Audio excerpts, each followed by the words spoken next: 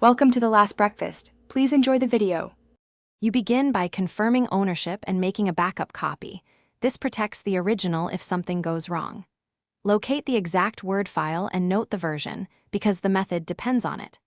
Once you have the duplicate, close Word completely, then open the duplicate with Word for the desktop. Make sure you have administrative rights on the computer. This helps when you need to change file properties or use recovery tools. If the document asks for a password to open and you know it, enter it now and immediately save an unprotected copy using Save As. That removes encryption. For editing restrictions, open File, choose Info, then Protect Document. Click Restrict Editing and select Stop Protection, then Save. If you don't know the open password, don't force further. Instead, consider using a trusted password recovery tool or restoring from a backup, because brute force can corrupt complex encryption.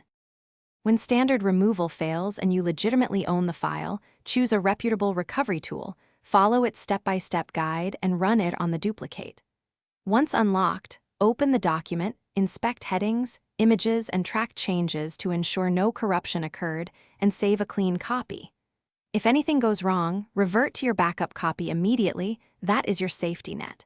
If the file remains inaccessible, contact the document owner or IT support for authorized assistance.